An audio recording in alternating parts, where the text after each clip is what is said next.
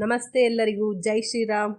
ನಮ್ಮ ಹನುಮಂತ ನಗರದಲ್ಲಿರುವಂತಹ ತಿಮ್ಮೇಶ ಪ್ರಭು ಪಾರ್ಕ್ನಲ್ಲಿ ಕನ್ನಡ ರಾಜ್ಯೋತ್ಸವದ ಸಲುವಾಗಿ ಪೂರಕವಾಗಿ ಸ್ನೇಹರಂಗ ಸಂಘದ ಸದಸ್ಯರುಗಳ ಕಡೆಯಿಂದ ಪ್ರತಿಭಾ ಪುರಸ್ಕಾರ, ಆಟಗಳು, ಸಂಗೀತ, ಇನ್ನೂ ಹಲವಾರು ಕಾರ್ಯಕ್ರಮಗಳನ್ನು ವಾಯುವಿಹಾರಕ್ಕೆ ಬರುವಂತಹ ನಾಗರಿಕರಿಗೆ ಏರ್ಪಡಿಸಲಾಗಿತ್ತು.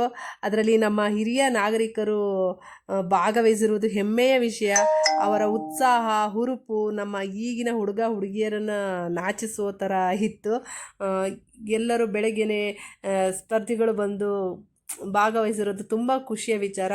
ಅದೇ ರೀತಿ ನಮ್ಮ ಸ್ನೇಹರಂಗ ಸಂಘದ ಸಹಾಯಕ ಕಾರ್ಯದರ್ಶಿಯಾದಂತಹ ಮಂಜುನಾಥ್ ಅವರು ಸ್ವಾಗತ ಭಾಷಣವನ್ನು ಮಾಡಿದರು. ಹಾಗೆ ಸ್ಪರ್ಧೆಯಲ್ಲಿ ಭಾಗವಹಿಸುವ ಸ್ಪರ್ಧಿಗಳಿಗೆ ನಿಯಮಗಳನ್ನು ಕೂಡ ತಿಳಿಸಿದರು.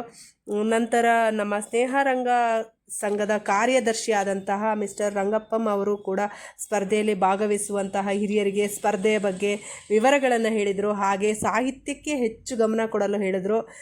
ಈ ಸಂಗೀತ ಸ್ಪರ್ಧೆಯಲ್ಲಿ ತೀರ್ಪುಗಾರರಾಗಿ ಸುಗುಣ ಮೇಡಮ್ ಅವರು ಕೂಡ ಬಂದಿದ್ದರು.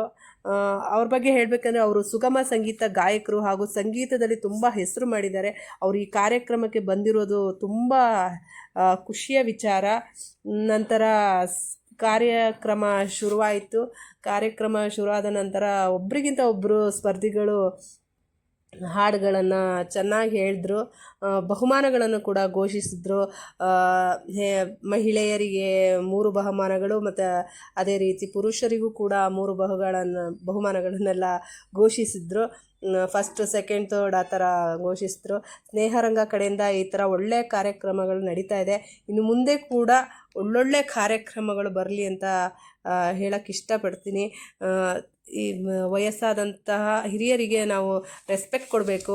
ಅವರು ನೋಡಿ ನಗೆಕೂಟ ಎಲ್ಲ ರೀತಿ ಪಾರ್ಕ್ಗಳಲ್ಲಿ ಈ ಥರ ಪ್ರೋಗ್ರಾಮ್ಗಳನ್ನು ಮಾಡೋದ್ರಿಂದ ಅವರಿಗೂ ಒಂದು ಎನರ್ಜಿ ಬರುತ್ತೆ.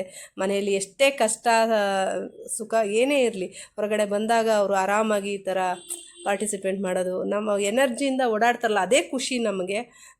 ಈ ಥರ ಕಾರ್ಯಕ್ರಮಗಳು ಸ್ನೇಹರಂಗ ಸಂಘದ ಕಡೆಯಿಂದ ಬರ್ತಾರೆ, ತುಂಬ ಹೆಮ್ಮೆಯ ವಿಚಾರ.